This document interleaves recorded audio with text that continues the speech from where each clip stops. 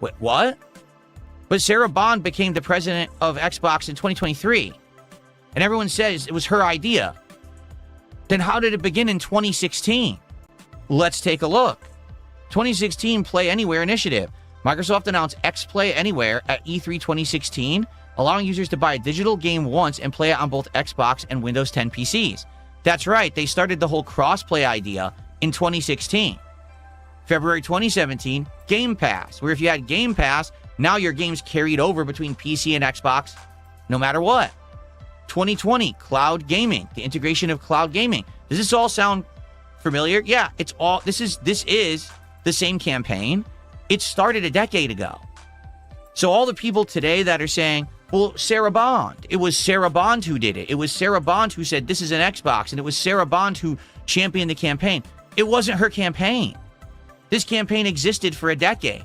Now, yes, in the last 1 to 2 years, the wording, this is an Xbox, the catchphrase started, and they actually started to do an ad campaign based on this, okay? But in this case, it's not Sarah Bond's idea. It never was, because she doesn't have any ideas. That's not her job, and it never was. If you take a look at all the companies she's worked for, all she ever is a face. She's a face who talks. They tell her what to say, she says it. They tell her what to do, she does it. She takes a giant paycheck to smile at a camera and say Corpo speak. That's always been her role.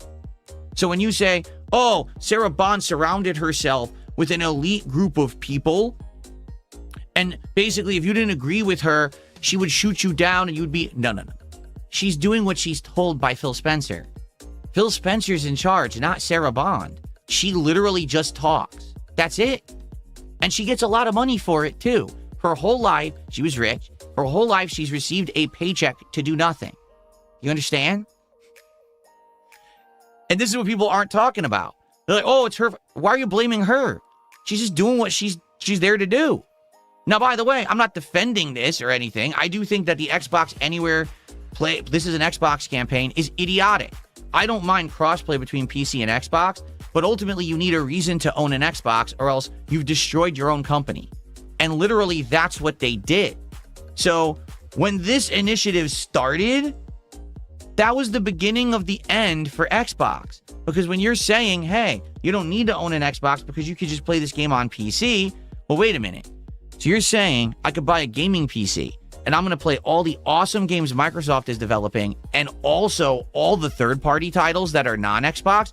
Obviously, I'm going to get a gaming PC. If I want to be top of the line, I want to play all the best stuff. Why on earth would I limit myself just to the Xbox ecosystem by owning an Xbox Series X?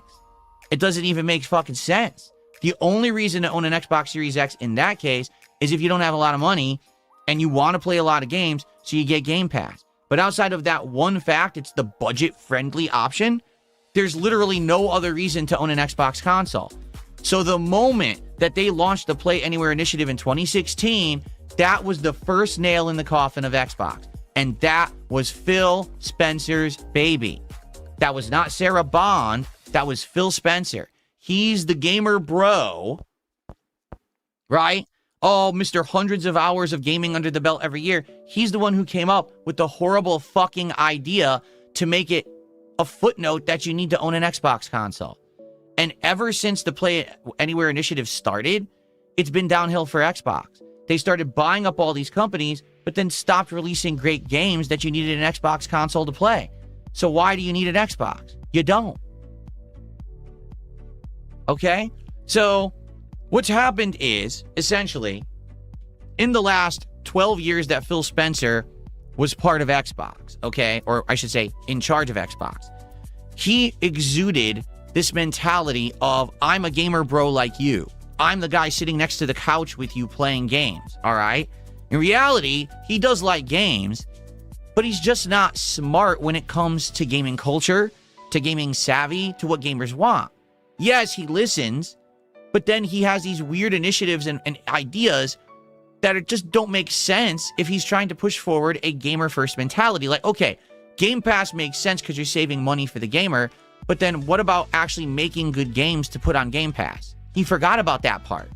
Instead, he went off the deep end, just like Don Matrick did, Only he did it in a way where he looked like a gamer, so people didn't dump on him. You know, Don Matrick with the Xbox One launch was very corpo. He was very uptight, suit wearing. Oh, I'm holier than thou. Remember what he said when someone questioned him and said, if you're doing online only or online required for all your games on Xbox One, what about someone who doesn't have great internet? And you know what his answer was? Well, for them, we got an answer. The Xbox 360, just stick with the old console. It's a very elitist answer. So if you can't get good internet, fuck you. You don't get the next and best. We don't care about you. You're in the past, and we're only going to deal with people who have money to have good internet. That's an awful response. And that's how Don Matrick was. When Phil Spencer came in, he became Mr. Nice Guy, Mr. Big Smile, Mr. The big presentable guy. He looked great on stage at E3. He seemed like a guy who you could play games with. But the ideas he had were bad. The thing was, because he was Mr. Nice Guy, no one noticed the ideas that he had were bad. And every time that he had a good one, like Game Pass, right? He would try to use that to hide the fact that everything else was going wrong. So Game Pass is great, but now that Game Pass is live, where are all the good games? What happened to Halo?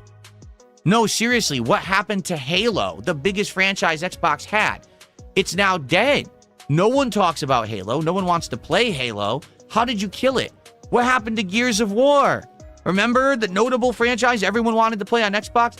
No one knows what's going on with it. The new game is nowhere in sight. What the fuck is going on?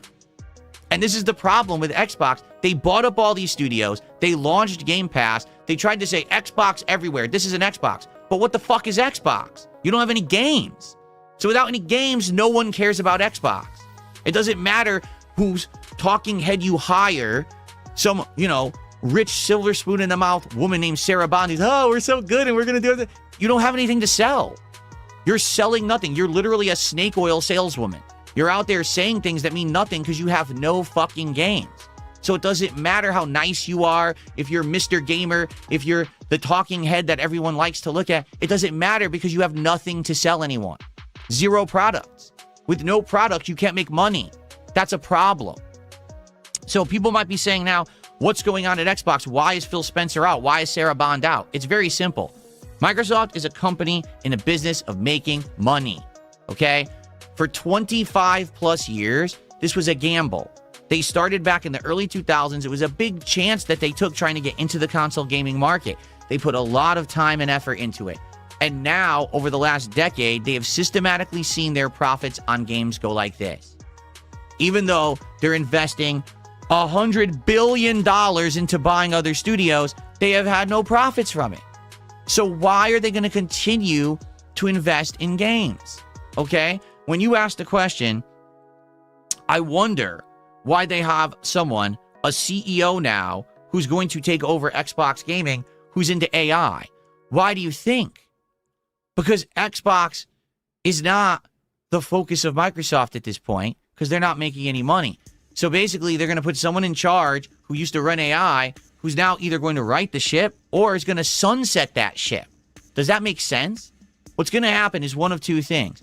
Either really quick, they're going to change course and they're going to find a way to make Xbox profitable, or they're going to close it. I mean that too. Like, they're either going to change Xbox from being a game developer into just a platform to distribute games. They'll be like, Game Pass will be it. We distribute games. We don't even make them anymore, right? And what you might realize, well, that doesn't sound good. You're right, it shouldn't. They just bought up all these game studios. Do you know what they're going to do? They're going to fucking lay all those people off.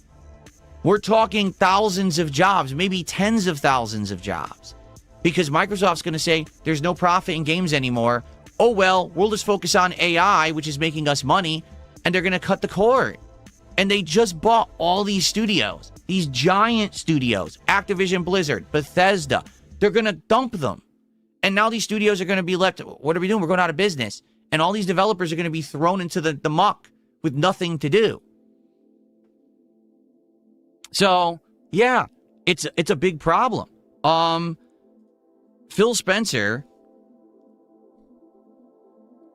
not only blew it, but he might have done irreparable harm to the games industry. Because he lost his way, and instead of thinking about what the most important thing about video game development is, games, he basically destroyed his own company from within. It was like the cancer you didn't know about until it was only stage 4, and now it's too late. So they had to cut the cancer out. But now can you fix this problem that Xbox had? I don't think so. I'm going to be honest, it doesn't look good. When you have someone in charge, it would be one thing if they took someone and said, here's an industry insider from another company that's a game company that's been doing well, and we're going to position them to be head of Xbox to save it. They didn't do that. They particularly chose someone who has nothing to do with games and put them in charge of games. That's not a good sign. That means they probably don't care. They just want this person to run Xbox for a few years, and then probably they're going to sunset it. Maybe I'm wrong, and maybe they will find a way to right the ship, but I'm curious how they're going to do that. Right now, all of their high-end game developers, okay, are doing poorly. At all the companies that they bought out, okay, Mojang, Minecraft. Did you hear Minecraft making record profits? Minecraft's still notable, but is a shell of its former self. Do you see what I'm saying? And in that regard, sadly, I don't think that Minecraft's going to do anything for them, and neither is Mojang. ZeniMax Media, Bethesda Softworks, right? Do you know of any Fallout game coming out anytime soon? You know, Todd Howard just said they are years out from the new Elder Scrolls. So what are they putting out? Live service games, right? Updates to Fallout 76 and updates to, Elder Scrolls Online. Yeah, that's a revenue source, but that's not going to keep the entire company afloat. They need to be putting out new products people want, and they're not doing that. Instead, they're making Doom the Dark Ages, which is underperforming. So, what are they doing? Nothing. Activision Blizzard. They just put out arguably the worst Call of Duty ever, which has massively underperformed sales-wise, review-wise, in every way, shape, and form. It's not even making them as much money as they were hoping. World of Warcraft isn't really doing much, right? I mean, yeah, maybe you can argue maybe Diablo at least is there. It's struggling, but it's there. It is making them some money. But what's notable from Activision Blizzard right now? Nothing. And then they're closing down studios that they bought because these studios aren't pumping out good games. So they're just closing all these studios down, and that's the end of them. So, so I'm just looking at some of these, like, for example, State of Decay. When's the next one coming out? It's been in development for how many years? How does no one have control of what's going on? They bought all these companies, and no one's under control of any of these. You know what I'm saying? Yeah, someone just said it. Overwatch. Overwatch in the last decade went from culturally relevant phenomenon to no one cares about Overwatch anymore. Every other game surpassed them. That's the legacy of Xbox, and that's the legacy of Phil Spencer being in charge. Everything tanked. But again, he looked good because he looked like a gamer, right? He acted like a gamer. He presented himself like a gamer, so no one cares. Well, maybe we should have. Maybe we should have said, wow, the writing's on the wall. This guy is a jackass, doesn't know what he's doing, right? Probably was surrounded by yes men and yes women, right? Brings in Sarah Bond, makes her the president. What did she do? Nothing. She just sat there and said what she was told to say. She literally doesn't do any work. She just sits there and talks. Wow. So, yeah, that's what's going on. You know, do I feel confident? No, I don't.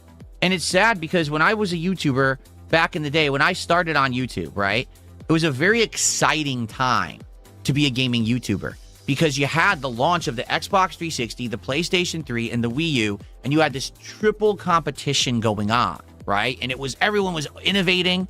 Everyone was making great new franchises, great new games. That ecosystem of constant competition with each other worked very well. It made it so that each company wanted to one-up the other, and each company wanted to do better. And so you had this innovative game would come out, then this new game feature, a console feature would come out. It was amazing. There was so much to cover in a very short period of time. It was hard to even figure out what to play or what hardware to cover or what to do. Today, it's the complete polar opposite. All the games that are released are very samey. They all follow the same formula. They're all trying to play it safe to just find a way to make money. The games that come out today are money first and notoriety or cultural relevance later. And that's not what you're supposed to do with something that's supposed to be a work of art. If it's a work of art and a piece of entertainment, it's supposed to be relevant first. And then because it's relevant, it sells well.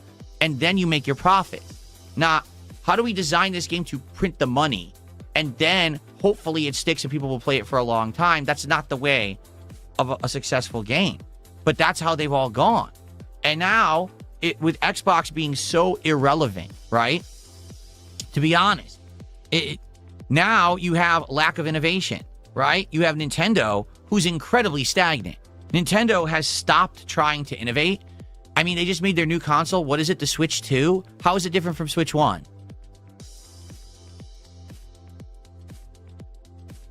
It's not. It's like the Switch. It's like Switch 1 Pro, right? Switch 2 is not innovative at all. They didn't even try. They didn't even try to add a feature to make it new or relevant or different. They just said, here's another version of Switch, better graphics. Go play more first-party games. And the first-party games are underwhelming, not very good, not a great value for what they're charging for them. It's become an expensive venture to do anything Nintendo, and the quality's not even there anymore. Well, what about PlayStation? Well, yeah, PlayStation 5 and PlayStation 5 Pro is the place to be if you're a console gamer, for sure. But what's happened is because there's no longer this direct competition between, say, Sony exclusive games and Xbox exclusive games, every game's just kind of samey now, and no one really cares to make anything good. So here's the next new AAA game, Neo 3. Neo fucking 3? They made 3 of these fucking things? Why? Why are we playing the third installment of the game that should have died at part 1? Because there's nothing else. There's literally nothing else out there AAA to play. We do have the rise of indies, that's for sure, but indies are prominent on PC. In a console ecosystem, you need something to play, so people just buy whatever's new because it's just out. Not even because it's fucking relevant or you need to play it, just because it is. That's not good. There used to be so many innovative, great games. Again, Xbox had Halo, God of War, Gears of War. Sony had God of War, a whole bunch of fucking platformers. Remember, they had franchises like Killzone, Infamous, Uncharted, Nintendo with all of their amazing first-party games. Mario, Donkey Kong, Kirby, Mario Kart, Smash Brothers, Metroid. I could go on and on. Today, we have lost almost all of these notable franchises, or it takes so goddamn long for a new installment to come out, you forget they even exist. When's the next God of War coming out? Well, we got a reboot trilogy coming out, and we got... No. When's the next new God of War coming out? Xbox is working on Halo. Xbox is working on a new Gears of War. We don't have any release dates for them. This is a fucking problem. How is it that 10, 15 years ago when I started as a YouTuber, things were booming and burgeoning and exploding with innovation and awesome first-party titles and all this stuff, and now it's 2026 and it's kind of like, meh. Here we are. It's the 25th of February, and we're finally on Friday going to get the first really big game of this year, Resident Evil Requiem. It took 2 months for one notable game to actually release this year. That's awful. It used to be every month there'd be 2, 3 big ones, and everyone would be talking about them, and it would be a cultural phenomenon because everyone is playing the big game and talking about it. How often can you even say you get that feeling anymore? In fact, this year, in 2026, how many big games are you feeling are going to come out? Resident Evil, GTA 6. What else? Now, we may have some surprise great games. Crimson Desert is looking really good. Is that a first-party title that you need to buy a console for? Hence my point. The whole thing's changed. It's crazy, okay? And I don't even know what else to say besides, I think they did it to themselves. It's not that gaming changed or culture changed. The companies changed. The companies became so trend chasing and chasing profits rather than chasing innovation and chasing creativity and actual fun and value for the gamer that they lost the whole idea of what you're supposed to do. If you're a game developer, if you're a game publisher, and if you're a console designer, you have one sole job: to delight and entertain the customer base. If you delight and you entertain your customer base, they will come back to you time and time again. They will have a loyalty to you, and they will spend money on your works every single time, right? The era of the Xbox versus the Sony ponies, those were people who had passion and loyalty to those brands because they felt like the franchises were worth it, the people were behind them. It was like a big cultural thing, right? And they lost that. How do you piss that away? That relevance, that loyalty that they had, they pissed it away by chasing profits after profits after profits. Phil Spencer looked like a gamer, but he was just a facade. He was a corpo too. People just didn't realize it because he had hours on his account, right? Oh, look at his Xbox account. He plays games. It doesn't fucking matter if all that he's chasing is profits. And that's what happened is, well, we could be putting out all these awesome games, but instead, let's chase the money. And when you chase the trends and you chase the money, you fail. It's happened time and time again, especially in the gaming industry. The problem is you take too long. For example, if you chase a gaming trend, it takes you several years to make a game. By the time the game comes out that you're trying to copy the trend of, the trend is over. So every time that these companies try to do something like this, it's too late. Instead, you should focus on the innovation you have, the talent you have, and let that grow and let them do awesome things. And that didn't happen. Instead, Xbox went on a spending spree, went on a games anywhere mentality, and destroyed the whole value proposition that ever existed in owning an Xbox console. Phil Spencer looked like a gamer, but instead he took a really risky gamble to try to transform his company into something that it wasn't, and now he's gone. And we may have an entire generation of gamers who will never feel what it was like back in the day when you actually had the big three competing. It was amazing to have Nintendo, Xbox, and PlayStation all at each other's throats, trying to innovate, trying to throw out great games, trying to throw out great hardware. It felt amazing. It made it awesome to be a gaming YouTuber. Today, it's like, well, you play what's out there, but don't expect anything great. 9 times out of 10, the game's going to be underwhelming. It's going to try to copy another game and not innovate whatsoever, and it's going to be a waste of your time. That's not a good feeling to have. Do you feel confident as a consumer to go drop $70 on a game today? No, and most people don't. Most people are like, man, play it for an hour on Steam. I hope I can refund it when it sucks. That's not a good feeling. It's again, and who's to blame? The people in charge, these corpos, the people who don't understand gaming. So, yeah, this is the end of an era for Xbox for sure. Phil Spencer's out, Sarah Bond's out. We got someone in charge who runs AI. I don't feel good about that at all. I feel like this is the beginning of the end, and that there's either got to be one or two things that happen. Either they actually start listening directly to the feedback of the customer and immediately make sweeping changes and start pumping out good first-party games again. Or within a 5-year period, they sunset Xbox entirely. It rides into the sunset as an afterthought. No one cares about Xbox ever again. And they just basically distribute games via Game Pass. And that's it. And then Microsoft focuses on AI. And all these years that Xbox was culturally relevant just get pissed away. It's going to go one way or the other way. I don't know which. I don't even want to guess because sadly, I tend to be more pessimistic these days.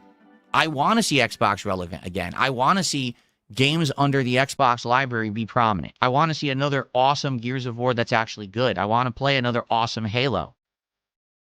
But I'm not seeing it possible. They had opportunity to do that and they failed miserably. So, yeah, I mean, I'm curious what everyone has to say. Now I've talked for about an hour straight about this topic, and I'm curious what everyone's opinions are on the current situation. Mozzie just did a $2 super chat, says, if Xbox doesn't make you CEO, it's over, pack it up. Well, they're not making me CEO. Hence the problem with these companies. They don't actually reach out to people who know what the fuck is going on in gaming or even have their finger on the pulse of gaming. They hire corpos. They hire people who are like either yes men, butt kissers, which is probably what Phil Spencer was, which is why he got in there, even though he wasn't a rich bitch. He got in there probably because he's been working there for so long, always kissing butt, and he's a nice-looking guy who can stand there with a shirt and a jacket on and look like a normal guy, right? Or you're literally part of the upper echelon class who stay in those positions of power and fail up, which is what they call it, the Sarah Bond class. Went to every expensive and fucking rich school possible, and then immediately get thrown into positions of power at every company I've ever been and jump around all these companies, despite the fact that my impact never actually is anything positive, but I keep getting these jobs. Huh? That's who they have in charge of these companies, They don't hire normal people. They won't. They don't want normal people in charge of these companies. They don't, because you're supposed to answer to stockholders. You're supposed to answer to people who are just foaming at the mouth for money. Normal people don't think that way, right? Normal people think, oh, well, I love games. I have passion for games. Let's make some good games. And then the stockholders say, what are you talking about? How are you making money today? Huh? But I thought we're in the business of making games. No, we're in the business of money. That's all they think.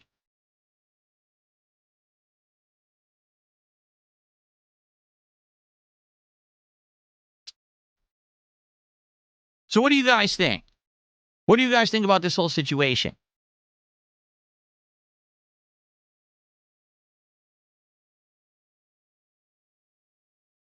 Well, there you go. Someone just said, well, they're in the business of making money just like this stream. Ah, you're right. But what's different about this stream and just making money, right?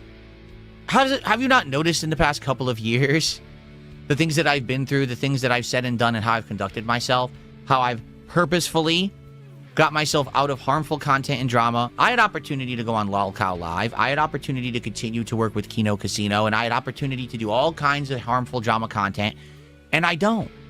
Why? Because even though, yes, this is a business, and yes, I want to be profitable, and yes, I want to provide for my family, and I want to be successful, I want to do it in a meaningful and positive manner that helps myself and helps humanity at the same time. I don't want to put out content that hurts others. I don't want to put out stuff just for the sake of getting over, because if I wanted to do that, I would have already done it, and I would be a millionaire. I had opportunity to do it. I could have done it many times over, and every time that opportunity presents itself, I turn it down, because I don't want to be rich by any means necessary. These companies want to make money by any means necessary, and they don't care how many people they have to hire and fire. They don't care how many divisions they have to crush. They don't care how much shit they have to shovel out to the customer, how many times they rip you off, right? Game Pass was a great value proposition when it started. Today, it's not worth it. You're charging $30+ a month. You've more than doubled the cost of the service, and now it's not a good value proposition for the customer anymore, but they don't care. Why? Money.